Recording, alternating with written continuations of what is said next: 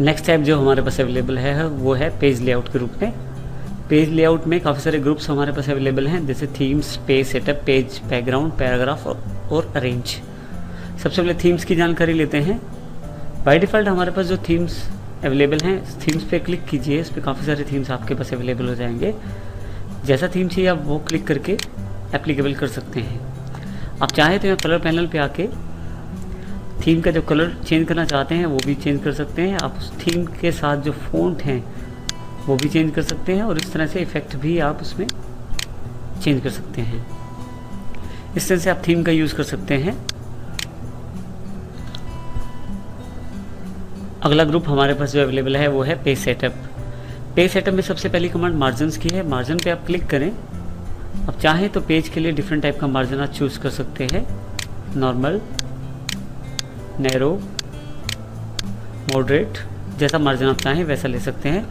Custom margin पे जाके आप अपनी इच्छा या रिक्वायरमेंट के अनुसार भी मार्जिन आप सेट कर सकते हैं।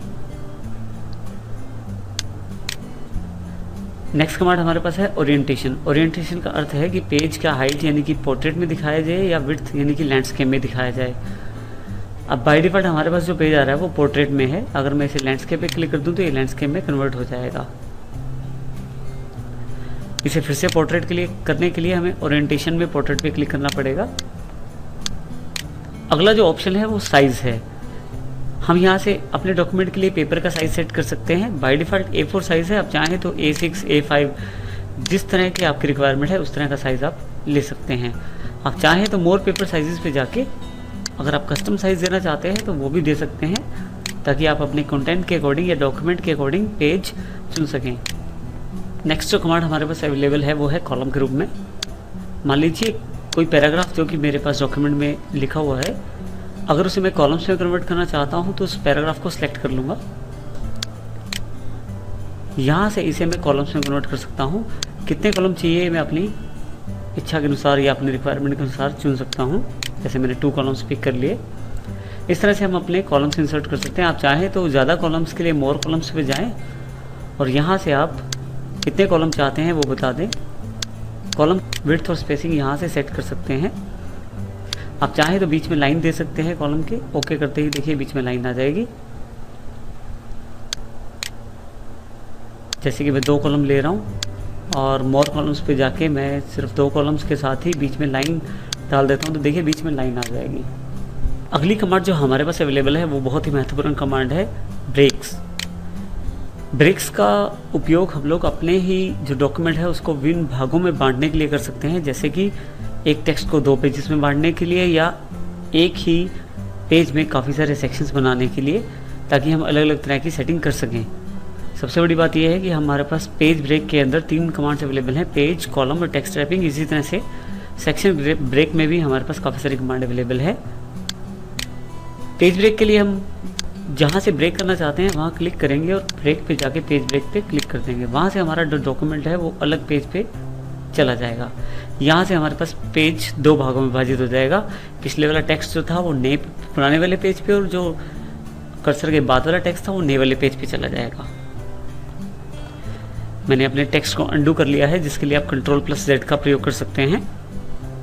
नेक्स्ट सेक्शन में मान लीजिए हमें कॉलम ब्रेक देना है, तो मैं पहले अपने टेक्स्ट को सिलेक्ट करता हूँ, 2 कॉलम्स में से विभाजित करता हूँ। मान लीजिए अब कॉलम ब्रेक चाहिए मुझे, तो मैं जहाँ से कॉलम ब्रेक देना चाहता हूँ वहाँ पे क्लिक करूँगा, ब्रेक्स पे जाके कॉलम पे क्लिक कर दूँगा, जहाँ से मेरा टेक्स्ट अगले वाले कॉलम में ट्रांसफ़र हो जाएगा, यानी कि मेरे पास कॉलम ब्रेक अवेलेबल हो जाएगा। कई बार हमारे पास ऐसी आवश्यकता होती है कि हम एक ही डॉक्यूमेंट के अंदर अलग अलग तरह की फॉर्मेटिंग, अलग तरह का साइज़ या अलग तरह का मार्जिन सेट करना चाहते हैं, या अलग तरह का ओरिएंटेशन सेट करना चाहते हैं। इन सब चीज़ों के लिए हमारे पास सेक्शन ब्रेक्स अवेलेबल है।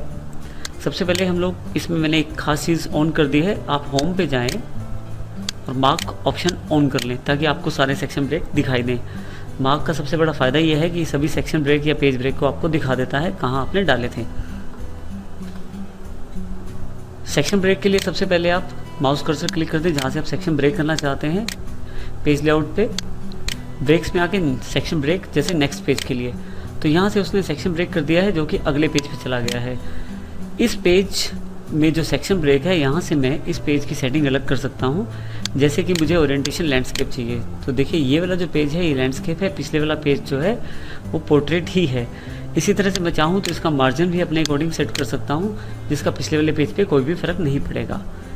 अब यहाँ पे ये बात ध्यान देनी ज़रूरी है कि ये जो पेज है जो लैंडस्केप में है, इससे अगले वाला पेज वो भी लैंडस्केप में है। मैं चाहता हूँ कि इस पेज को उस पेज की सेटिंग से अलग कर दिया जाए, तो मैं लास्ट में क्लिक करके फिर से ब्रेक्स पे जाके नेक्स्ट ब्रेक पे एक सेक्शन और डाल दूंगा, ताकि मैं इस पेज की सेटिंग पिछले वाले पेज से अलग कर सकूं। इस तरह से मैं सेक्शन ब्रेक का प्रयोग कर सकता हूं अपनी पेज को डिफरेंट पोर्ट ओरिएंटेशन या डिफरेंट तरह के मार्जिन या डिफरेंट तरह की सेटिंग्स देने के लिए। हमें एक बेनिफिट और है, अगर हम चाहें तो डिफरेंट तरह के हेडर फुटर डिफरेंट पेजेस पे अप्लाई कर सकते हैं। इसके लिए सबसे पहले मैं एक हेडर डालना चाहता हूँ इसमें, जैसे मैंने सिंगल हेडर डाला इसमें। अब हेडर के नीचे देखिए सेक्शन 1 लिखा आ रहा है, जिसका मतलब ये पहला हेडर है हमारा। यहाँ कुछ भी लिख सकते हैं, मैंने फर्स्ट हेडर टाइप किया है।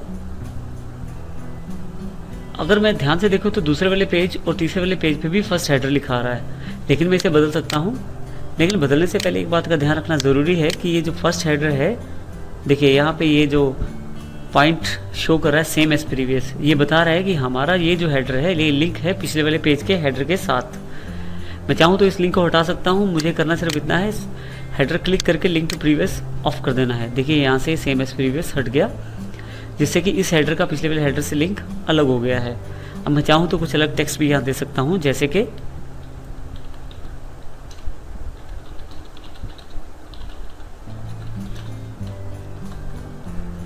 देखिए अब अगर मैं ऊपर की तरफ देखूँ तो फर्स्ट हेडर है, लेकिन सेकंड पेज पे देखूँ तो फिर से सेकंड हेडर है।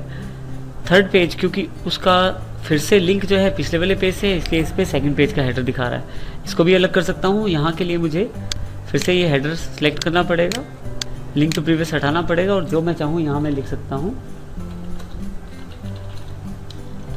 जिससे कि तीनों पेजेस पे डिफरेंट हेडर मैंने प्लेस कर दिए हैं। इस तरह से मैं सेक्शन जो है उसका प्रयोग कर सकता हूँ हेडर्स के लिए भी। सेक्शन का प्रयोग हम लोग कंटिन्यूस पेज के लिए भी कर सकते हैं, यानी कि एक ही पेज पे आप चाहें तो फॉर्मेटिंग या आप चाहें तो मार्जिन अलग कर सकते हैं। जैसे कंटिन्यूस पे मैंने क्लिक कर दिया तो यहाँ से सेक्शन ब्रेक कंटिन्यू हो गया है। अगर अब मैं चाहूँ तो जो मेरा ये सेक्शन है इसको सिलेक्ट करके मैं इसका मार्जिन अलग भी कर सकता हूँ, जो कि पिछले पेज से या जो पेज हमारे पास जो चल रहा है उस पेज से अलग है, क्योंकि ये एक ही पेज पे इसने दो पार्ट में पेज को डिवाइड कर दिया है सेक्शन ब्रेक के द्वारा, जिसमें पेज तो वही है लेकिन यहाँ से सेक्शन ब्रेक हो गया है, ताकि हम दूसरे वाले सेक्शन पे किसी भी तरह की टेक्स्ट फॉर्मेटिंग कर पाएँ। और आप चाहें तो इसमें फिर से मार्जिन अपने अकॉर्डिंग सेट कर सकते हैं, आप चाहें तो कॉलम प्रोवाइड कर सकते हैं। तो इसका फ़र्क पेज कंटिन्यू है उस पेज पे बिल्कुल नहीं फ़र्क पड़ेगा। इसके अलावा हमारे पास दो कमांड्स और अवेलेबल हैं, इवन पेज और ऑड पेज। हम चाहते हैं एक सेक्शन चले और जो अगले इवन पेज तक कंटिन्यू रहे तो हम इवन पेज पे क्लिक कर देंगे, और हम चाहते हैं कि सेक्शन चले और इस ऑड पेज के साथ अगले ऑड पेज पे अवेलेबल रहे, तो उसके लिए हम ऑड पेज पे क्लिक करेंगे। हम चाहें तो जो टेक्स्ट हमने लिखा है उसके आगे लाइन नंबर भी डाल सकते हैं। उसके लिए लाइन नंबर पे क्लिक करें, कॉन्टिन्यूस पे क्लिक कर दें। जैसे आप कॉन्टिन्यूस पे क्लिक करते हैं देखिए हमारे पास लाइन के हर लाइन के आगे एक नंबर अवेलेबल हो जाता है।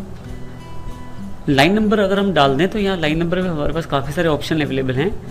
ध्यान से देखो तो लाइन नंबर 1 से चल के जैसे 27 यानी कि 27 तक जा रहा है, उसके बाद 28 से लेकर 35 तक जहाँ तक मेरी लाइन्स अवेलेबल हैं। अगर आप ध्यान दें तो काउंटिंग जो है वो कंटिन्यू है 27 के बाद 28, लेकिन अगर मैं चाहता हूँ कि ये काउंटिंग हर पेज से नई काउंटिंग शुरू हो जाए तो लाइन नंबर पे जाके आप रीस्टार्ट ईच पेज कर दीजिए, हर पेज पे आपकी काउंटिंग अलग अवेलेबल हो जाएगी। इस तरह से अगर आप सेक्शंस में बांट रखा आपने पेजेस को और हर सेक्शन में आप काउंटिंग अलग चाहते हैं तो रीस्टार्ट ईच सेक्शन कर दीजिए, ताकि हर सेक्शन में आपकी काउंटिंग अलग हो जाए। अभी हमने कोई सेक्शन नहीं बांटा इसलिए किसी भी तरह की सेक्शन की काउंटिंग अलग नहीं हुई है। इस तरह से हम इन काउंटिंग का प्रयोग कर सकते हैं। अब नल पहला ऑप्शन प्रयोग करेंगे तो लाइन नंबर ये हटा देगा। पेज सेटअप ग्रुप के अंदर जो लास्ट कमांड हमारे पास अवेलेबल है वो है हाइफनेशन।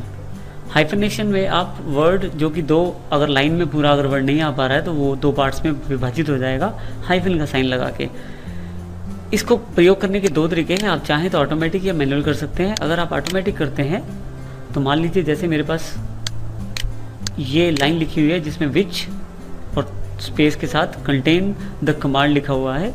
अगर मैं यहाँ कोई वर्ड डालना चाहूँ, जैसे कि विल वर्ड का यूज़ करना चाहता हूँ, तो देखिए उसने ऑटोमेटिकली कंटेन के वर्ड के साथ हाइफन सेट कर दिया है।